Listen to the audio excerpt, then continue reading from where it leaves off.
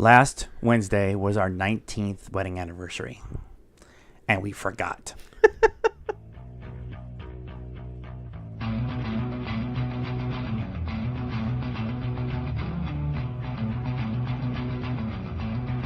Hello, everyone. Welcome to the Pop Culture Cult. Hey, cult members, thank you for continuing to watch our show. Who are you? I'm that guy. I'm Sean. I'm Janice. And we are the Pop Culture Cult. We want to thank everybody for our regular watchers. What we'd ask, though, is that you would share with everyone you know our little internet show that we do. Our little, I don't know what we call ourselves. Are we a podcast in video form? Are we a vlog? I don't know. A couple of idiots trying to fuck a doorknob. We got a whole bunch of stuff this weekend because we had a very special episode last week. Very, very special episode. Actually, last week, during when we would normally record the show, the Last Jedi trailer dropped. And pandemonium ensued. We did a full trailer reaction instead of doing the episode last week. And so we thought we would actually do an episode this week. But I will add the trailer reaction to the end of this video to share with everybody. If you haven't already seen the trailer, I don't know what rock you're living under and you're still watching the show. And I'm totally, my voice is going already. So we have some stuff we wanted to go over, some different trailers and things that came out, some things we saw. And then we're going to try to catch up on some of the stuff that happened at New York Comic-Con last week. So while everybody was flying home and watching The Last Jedi trailer at 35,000 feet, they were coming back from New York Comic-Con, and so we didn't get a chance to talk about it. So Right? Are we ready? Right, sure. Okay, so we're going to start with something we watched last night, and this was a documentary called SPEILBERG, and is the life and journey of Steven Spielberg, the person and the director. It was very interesting to kind of see how a young boy filmed home videos with his sisters and his mom and stuff like that. And he grew up in Phoenix. So. He grew up in Phoenix, and his dad was in the computer industry, the technology sector in the 60s, which here was a big deal. Yeah. Motorola and Honeywell. And and then just his evolution from there, and how he snuck into Universal and got a job there at like 20, and then how he just kind of progressed all the way up to, it looked like they had kind of gone to like maybe 2013 or 2014. Yeah, it was fairly recent. Recent. So, BFG, and that's 15, I think. Yeah, 15 or 16. Something like that. Pretty recent, so. But yeah, it was really interesting. It was. And, there's a point there where him and Lucas kind of, like, what Lucas did versus what Spielberg did starts to get a little, just in my mind anyway, a little gray, because they were so kind of interconnected there for a while. Yeah. And then just, man, the directors that he hung out with as like a young, like in his 20s. So is Spielberg, and then there's home video of them like playing pool, some bar or whatever. So it's Spielberg, it's George Lucas, it's Brian De Palma, it's Francis Ford Coppola. God, who else was in that group? There's like 6 or 7 of them. Yeah, and they all are big time, like change cinema kind of big time guys. Directors, yeah. And a lot of those guys were in the USC school together, and then they just became friends with Steven. Steven didn't go to film school. Right. He watched films, which is one of my favorite quotes from Quentin Tarantino. They're like, "What film school do you go to?" And he says, "I went to the movie theater and actually watched films." So, but it was just a really cool documentary, and his evolution as a person and his evolution as a director, and why he made certain decisions on making certain movies, and why fathers leaving are so prominent in all of his movies. Yes. It's just really. It's on HBO. It came out like this weekend on HBO. It's like 2.5 hours. Yeah, it's pretty long. It's a fun watch, but it's 2.5 hours, so Yeah. it's definitely worth it. But if you are into the movie making process and directors and what they do and all that stuff, which I just totally dig, I could sit there and just be in the room while they're all talking about how to make movies, and I would be happy. But if you really love that part of the movie making process, watching him learn how to evolve as a director and stuff, it was a lot of fun. Yeah. So that was Sunday night. Actually, on our anniversary, when we realized that it was our anniversary, we went and got Baby Driver on DVD and watched it again. It might be my favorite movie of the year. There's a close race between that and Blade Runner right now. It's close. But we've done a big review of the movie on this channel, but we did want to talk about the DVD, and the DVD was actually really cool because they spent time talking about Edgar Wright talked about how he spent like 15 years or 20 years trying to put this movie together in his head, and they storyboard some of it, but a lot of it was in his head, and so he'd have to like block out stuff on the location and stuff, and that the guy who was actually editing the movie edited the movie while they were filming it. Yeah, He was so they on set. They could watch, not the finished product, but pretty close. Pretty close, yeah. Kind of right then and there. Yeah, it was really cool. And then they showed how they did some of the car chasing training and all of that stuff. And the if you haven't seen it, maybe spoilers, I don't know, but the how everything in the movie kind of goes to the beat of the song, right, song that's going on right then, and how they were able to do that. I mean, they just basically played the song so that they could hear, or if they weren't able to do that, there was a couple of scenes, I think they said that they weren't able to do that, so they'd like play it for them beforehand, kind of get it in their head, 1, 2, 3, and so that they, some of the gunshot scenes where they were firing the guns shots, so they would do it, let them listen to it, and then they would fire the guns in that sequence and stuff. That was cool. I talked about the music. The music is another character in this movie. It is. Much like how Guardians. It was just really, really cool. The DVD extras have been actually really good. And there's a director's commentary with Edgar Wright.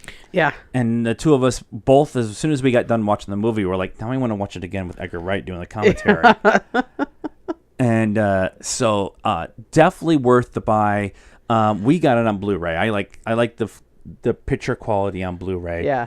Not needed for this film, but it's definitely worth it for all the extras. Yes. Another good DVD for all the extras. And Edgar Wright has a sweater that he very much loves. Yeah. He wears it in all the extras. I'm pretty sure they filmed in Vancouver. Maybe. But he wears it under a coat, as a coat. Yeah, He's always got the sweater on. It's pretty funny. But definitely, people complain that there's no original content out right now.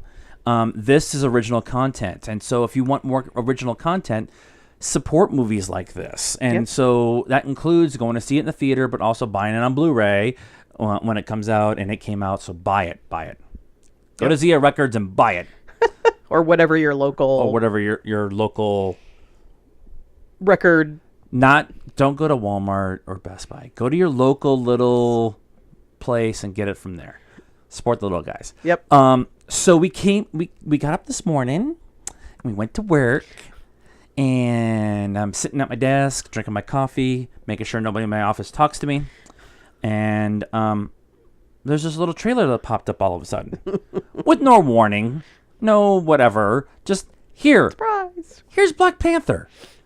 It's like 3.5, 4 minutes. It's long. It's a good sized trailer. They had that teaser trailer that came out at San Diego, and this was like the first like kind of story trailer. Yeah.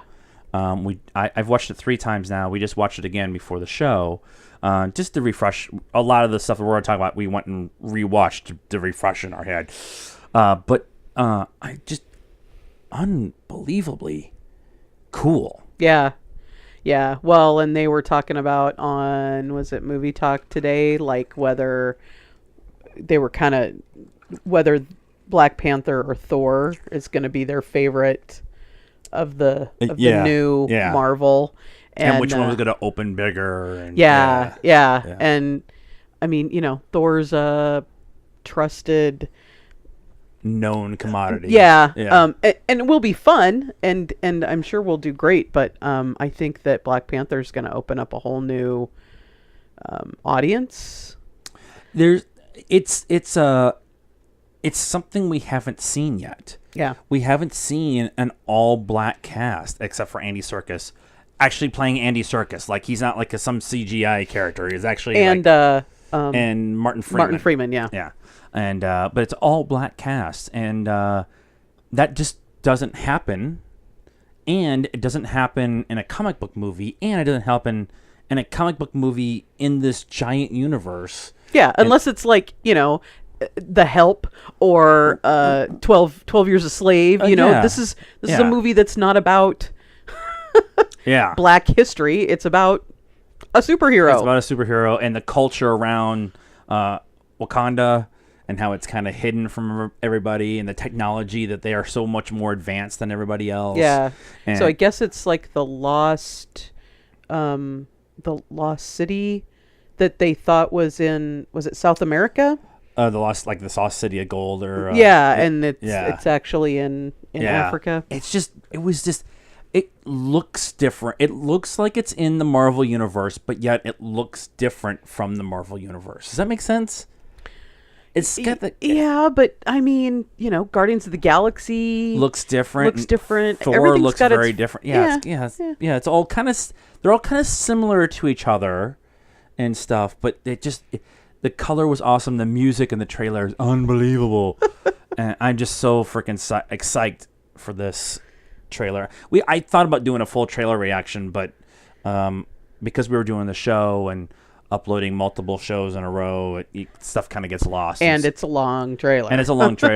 And I love doing trailer reactions, but having this conversation about it, because we both finally got to see it together, and that was kind of a cool thing too. Yeah. So, but yeah, that's February. Yeah. So sooner than you think. But lots of movies between now and then.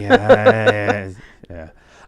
We watched the Arrowverse premiere week outside of Supergirl.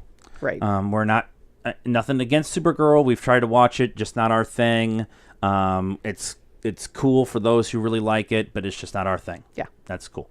But we watched Flash, Legends of Tomorrow, and Arrow, and on the whole Arrowverse premiere week or whatever. They didn't really call it anything. I'm just calling it the premiere week. Well, we're gonna start with Flash. Last season was somewhat of a disappointment. It was an okay season. Yeah. I mean, everybody was really excited about Flashpoint. And then it was an episode. Yeah, they did Flashpoint over one episode last season. I'm not gonna put the spoiler thing up. It's been a whole year. I mean, there were some consequences. Some things happened that they continued to deal with the rest on multiple shows for the rest of the season. But it was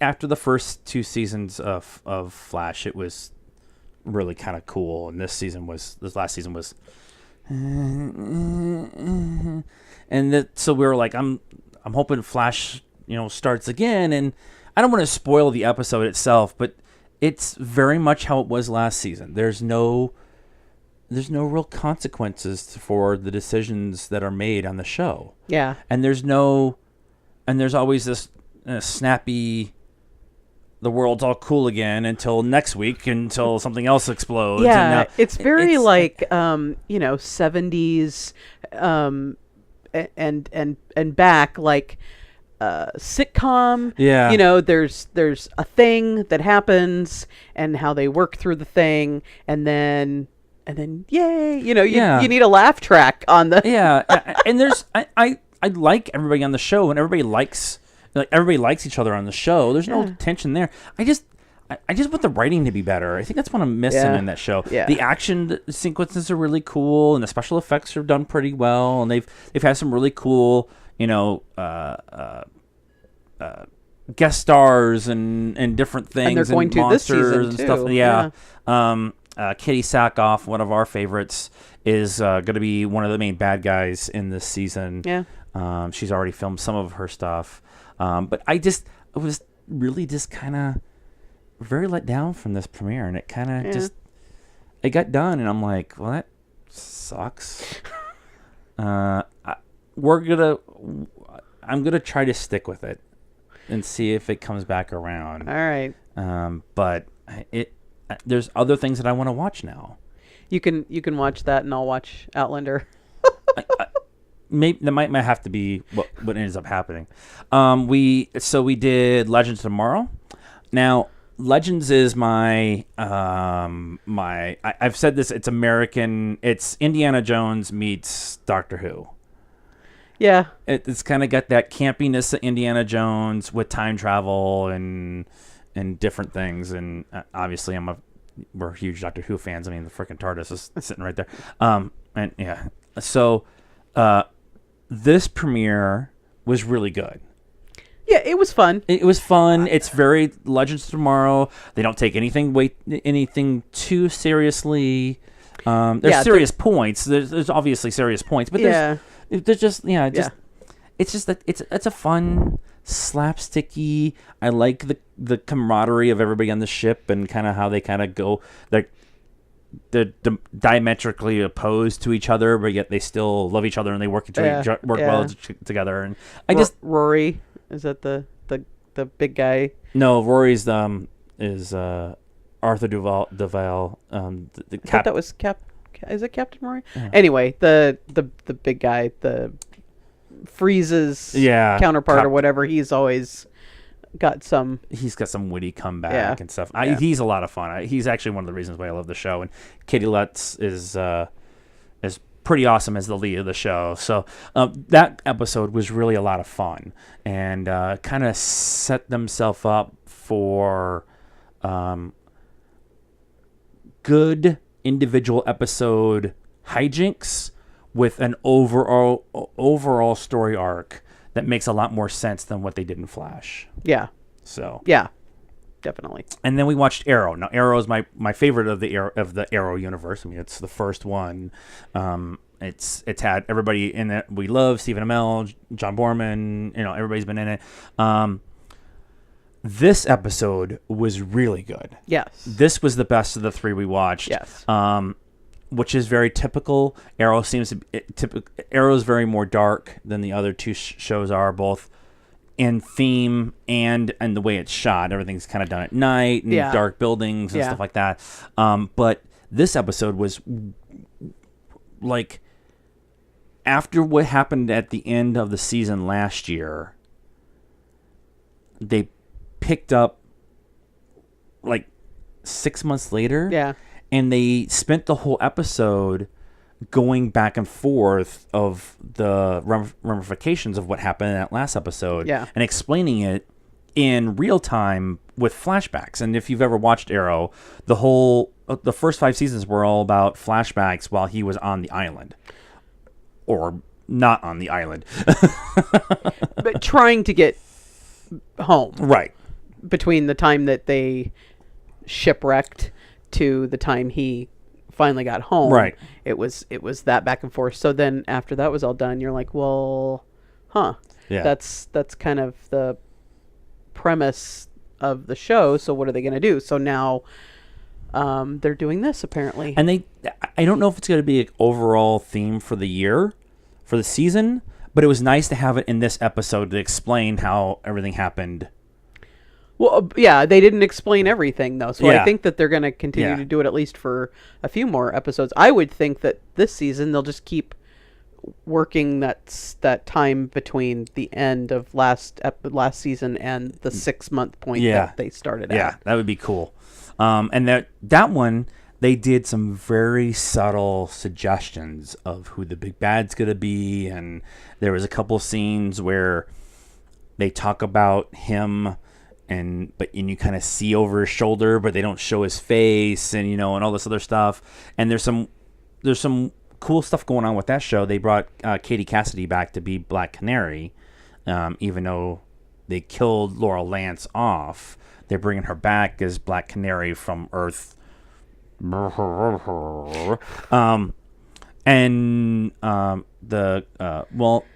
who plays Speedy, her contract is kind of vague about what the season is, so she's going to be in and out of the show. Right. Well, that kind of explains how they set that up. Yeah, so that was kind of interesting. Some other stuff that's going on, at least in the Flash universe, we talked about how Katie Sackhoff's going to be in this season, and there's no word on what's his name from Harry Potter is going to be in this season. Oh, Malfoy. I can't remember his name right now. There's no word on if he's going to be back this season, but I really like to have him back. He was a good addition to this. Yeah, I liked him. Yeah. And then Matt Ryan's Constantine character is going to show up in Legends of Tomorrow for a couple show arc. And then the older guy who plays the other half of Firestorm, he's leaving the show about mid-series. Right. He signed a contract to go work for Broadway. On Broadway.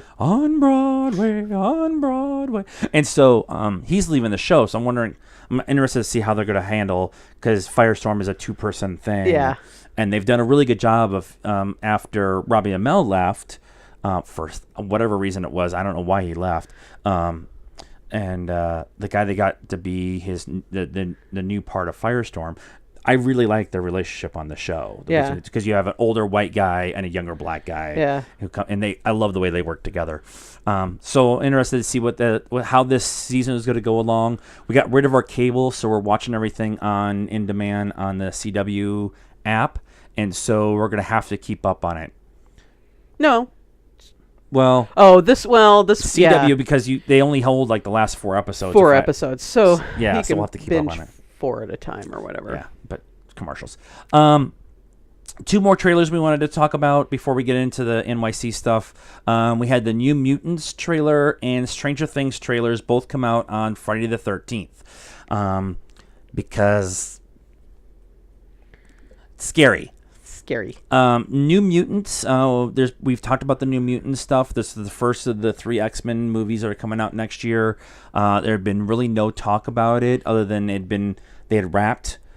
It was filmed very quickly. I was very concerned that they had filmed a mutant movie very quickly and it was going to be coming out in March and everything was going on. They dropped this trailer and it's very different. I don't think that there's going to be a lot of CGI. And so I think that's how they were able to get that done quickly. Yeah. It's very... Yeah, it's a horror film. It is. It's a horror film. It's like, wow. With mutants in it. Yeah. And as I've been kind of learning about the New Mutants and what their run was like in the comics, it was a very psychological, scary comic. Yeah. And very dark in times. But there's a character in there who uses your fears against you, that kind of thing. So that kind of concept. So that overall arc is really interesting. Yeah, I was expecting it to be like Gifted. And I was like, we've got this. Yeah, but it wasn't at all. Or The Runaways, which we'll talk about in a little bit. It's the same kind of thing, but this is very, very different. And I like that. Yeah. And Black Panther is very different than everything, Ant-Man was a heist movie, and Days of Future Past was a time travel movie, and so I like how they're taking all these different genres and kind of adding them to the comic book genre. Yeah, I mean, you can fly through the air so many times, and then it's like, okay, and I'm over it. Yeah.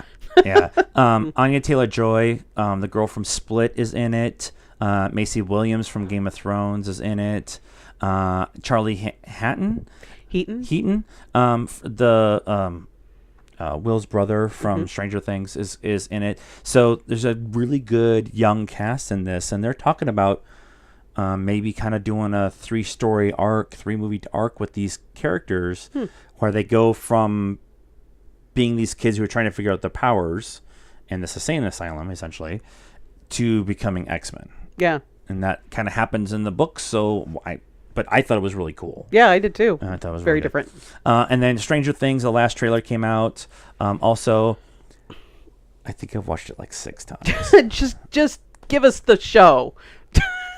We're gonna stay up like Wednesday, November 1st is just gonna suck at work because we're just gonna watch the whole thing.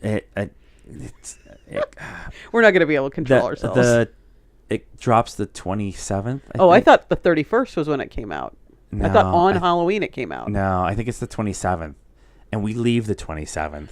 Right, so we can watch it Sunday when we get home. It's Sunday, and I have Monday off, so I won't watch it without you.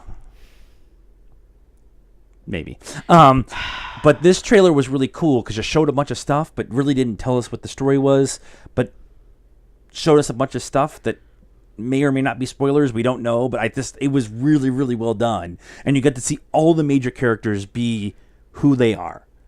Yeah. And I'm going to put this out there now. So there's a scene at the end of the trailer where they ask about the bat with all the spikes in it.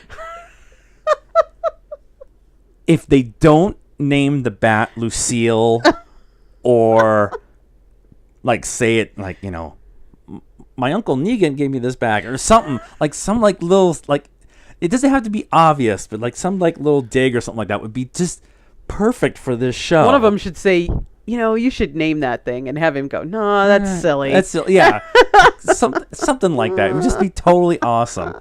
But I'm so ready for this season. We've been waiting a year and a half. So long. So long. We've watched it like 3 times, I think. Yeah, at least. we might watch times. it again, just to kind of get caught up. Okay. Darn. Sherlock was on BBC America last night. Okay, yeah, I'm sucked into Sherlock again.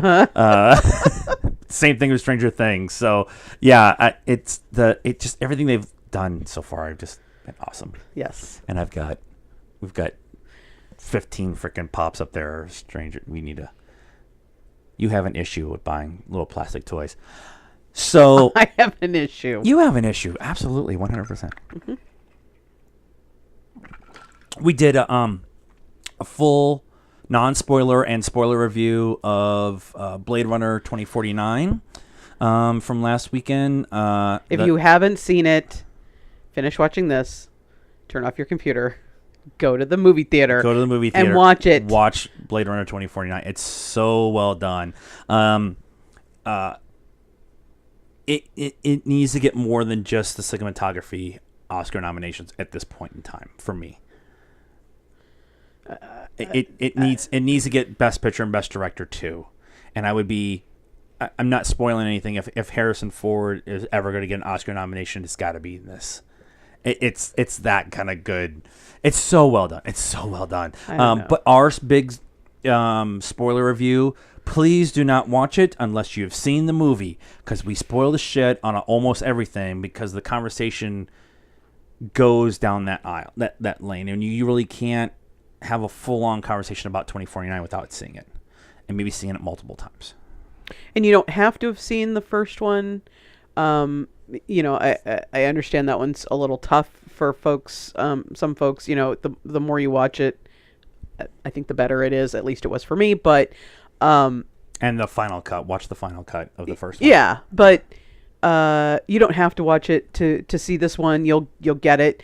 There's Easter eggs, so if you have seen the first one, you'll find the Easter eggs. But that's it. Yeah.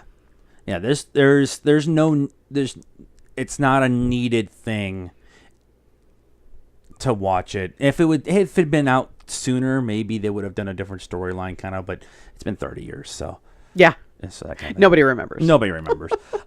So please go see that. I will tag the spoiler review at the end of this video. So NYC Comic Con, NYCC. NYCCC. New York City Comic Con. NYCCC. I was told there was no math in this show. But a lot of letters.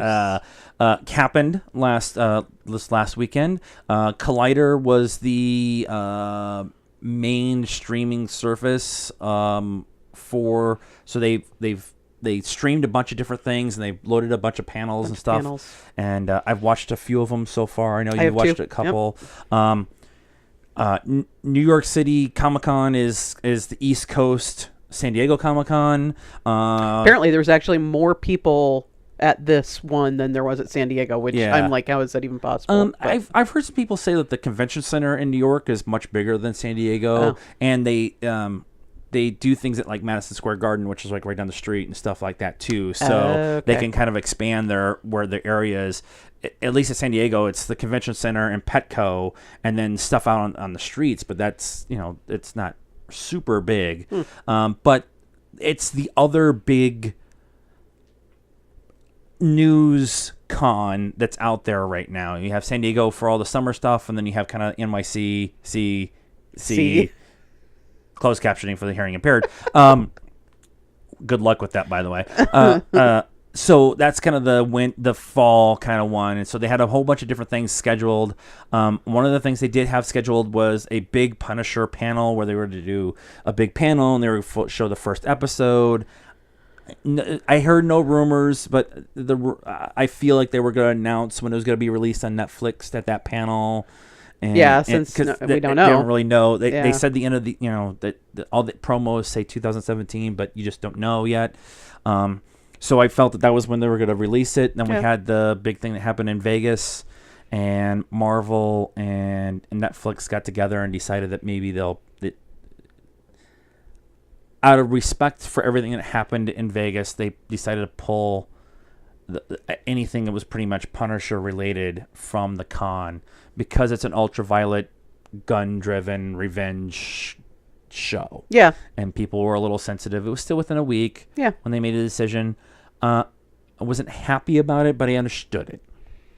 So and we weren't there, right? We weren't at the con, so it didn't really affect us necessarily. Right. I might feel a little differently if I was attending.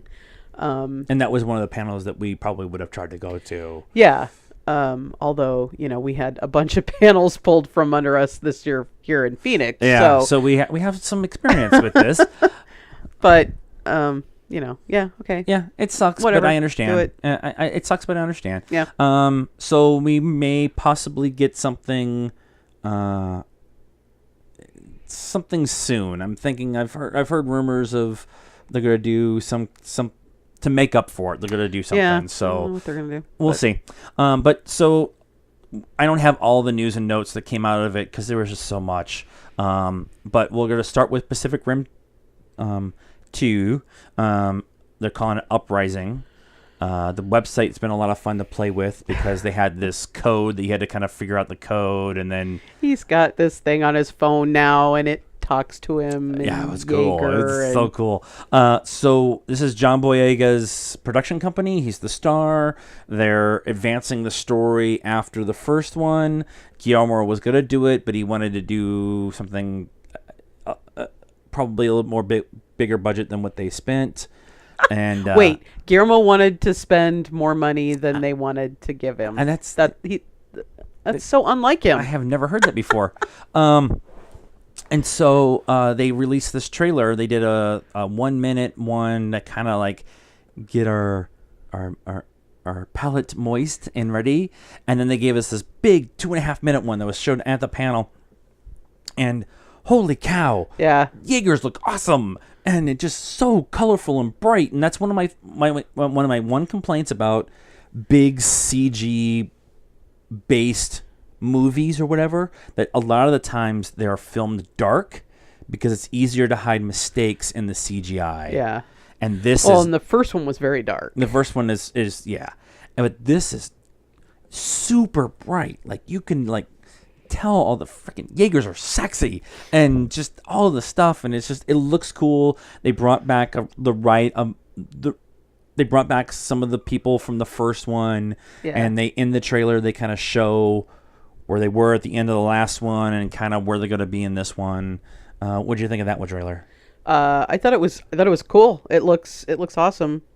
I'm a little skeptical about the movie, the remake stuff, Yeah. we'll see. I mean, it's Transformers, not hopefully it's got more story than most of the Transformer movies do, but it's And let's talk about the kaiju Voltron thing at the end where they all form one big giant kaiju. That's not even fair.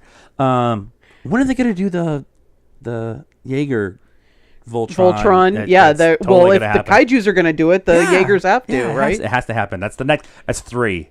It's Pacific Rim Voltron Assemble or something like that. Will be with the and then so then they had an X-Files panel.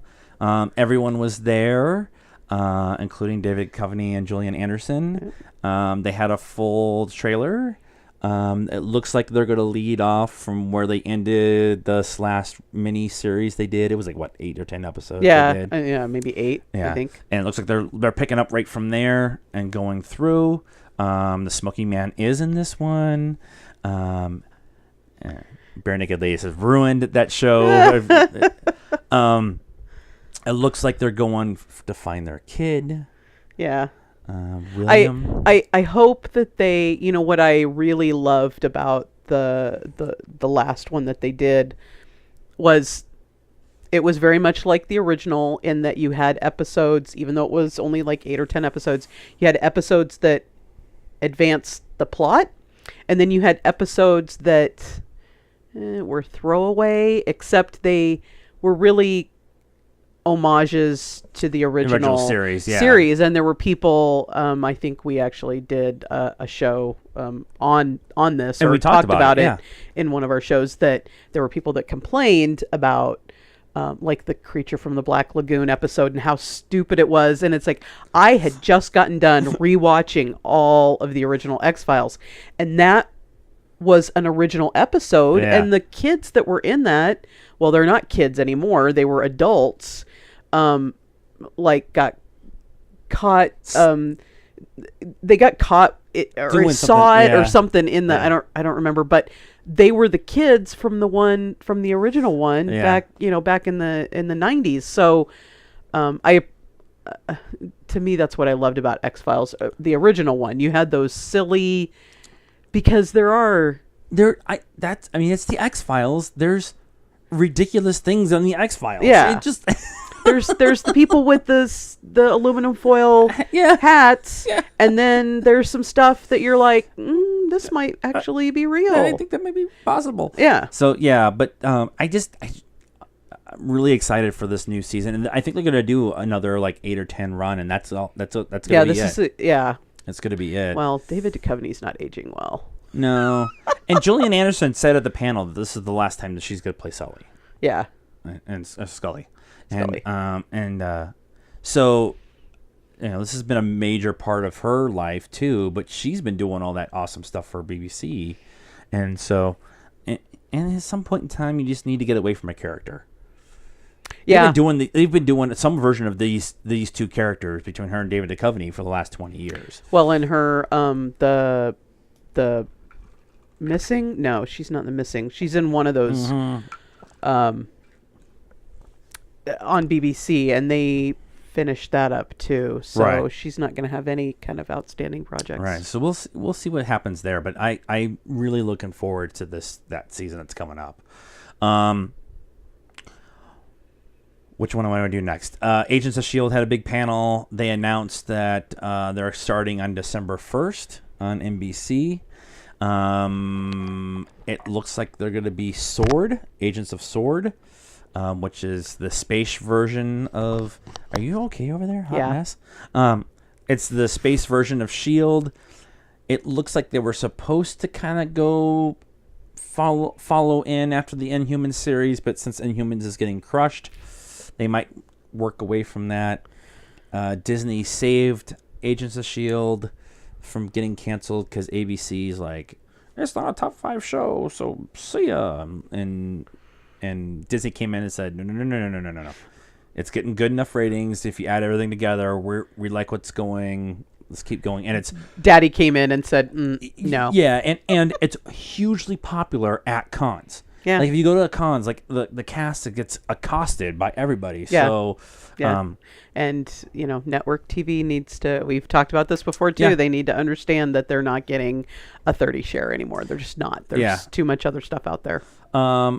Walking Dead had a gigantic, huge panel. Yep. Everybody was there. Yeah. And like, I'm pretty sure at some point in time there was an empty bottle of tequila somewhere in like the back room because they were all off the rails. They were Jeffrey Dean Morgan was out dancing with all of the guys who were dressed as everybody who was dressed as Negan before the panel, and like they brought a little kid up onto the little kid was dressed as a zombie, and they brought him. I mean, little kid like 5. Brought him up on stage, and it was awesome. They were having it was a rock show. But they announced at that panel that Fear of the Walking Dead is going to cross over with The Walking Dead. Well, they alluded to the fact that one character may cross over, but which way it goes, we don't know. We don't know yet. We don't know if it's Walking Dead to Fear the Walking Dead or Fear the Walking Dead to yeah. to So Walking we'll see how that works out. I would not be surprised if it's one of the characters from The Walking Dead who's been killed off showing up on Fear the Walking Dead. Right, because Fear the Walking Dead is still what, a year or 2 years ahead? The Walking Dead? It's probably right now. It's probably only like 9 months into the whole thing. The whole thing, right? So it's behind it timeline wise. It's behind it. Yeah. So I wouldn't be surprised if that actually would happen. Yeah. And actually, Fear the Walking Dead had a slow start, but it looks like it's kind of gathering steam, and it's a little bit of a different storytelling process than they've had on The Walking Dead. So that kind of thought process. Librarians is coming. We watched the trailer. Woohoo! Love Librarians. We just watched the trailer again. That was cool. And then Hulu had three shows that they did panels for and talked about. One of them was called The Future Man, kind of slapstick. Yeah, it seems to be kind of funny.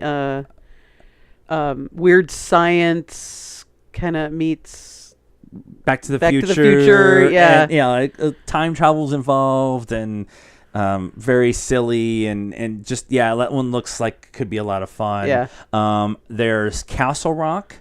I wrote the note as the Stephen King universe is coming to Hulu, and one show. Carrie's in it. The Shawshank prison car falls in the water. There's several dogs. One's digging up bones in a cemetery. There's a lot of Easter eggs. There's in a lot that of trailer. Kind of interesting. I wondered how I didn't want to get Hulu. It was one show. I was like, no. And then there was 2 shows, and now there's 3 shows because Runaways is on there too, which is another one of the Marvel Teen Universe run of comics, and they're going to be on Hulu too. We watched that trailer, and there's freaking occult stuff going on in the basement, and it's the parents are like a coven or something, so sacrificing runaways. I don't know. I don't know. It just looked really kind of interesting, and if you add that with Castle Rock, which I really want to see, and Future Man, I really want to see. So I think we'll have to wait until the stuff starts coming out and see what the reactions are, and if they're good, maybe we'll do a couple months of Hulu we just got rid of our cable, so we have Netflix, we have Amazon Prime, and we got PlayStation Vue. So we can watch sports. Mostly so I can watch college football. But yeah, I mean it. But now we already had HBO. Now we have HBO Showtime and Stars. So we pay less. We got a faster internet connection, and we have more premium channels than we did before. And we can binge watch some stuff on Vue too. So that helps too. So that's our episode this week. A little long because we were off last. It's a very special episode of Pop Culture Cult. So a little long because we wanted to catch up on a lot of the news. There's a lot of stuff that we didn't cover either, and some of it I didn't want to cover because I'm tired of that conversation. what do you guys think? Are you liking the Arrowverse start so far this year? Tell us in the comments all the trailers that have come out since New York Comic Con to today with Black Panther. Tell us what you're excited about within all of those trailers and everything. And go see Blade Runner 2049. Go see Baby Driver. Go see Spielberg. Support these good movies, not the horseshit pirates, Inhumans. If it's bad, don't watch it. I'm sorry. Please like this video. Leave us your comments. Please go up to the button. It's up some. I think it's up here, or maybe it's over there. Anyways, so hit the little subscribe button and like us and follow us on YouTube. You can get a hold of us on Facebook too at the Pop Culture Cult. We're PopCultureCult1 on Instagram, and we're at Pop_Cult1. We're at Pop_Cult1. It's Twitter. It's fucking shit. At Pop_Cult1. Haha. On Twitter. And we're also in the Stardust app. Download it from your iOS or Google Play Store. Like the Pop Culture Cult first and review everything that we're reviewing at the same time. I think we're done. Okay. Or not. And until next time, good night now.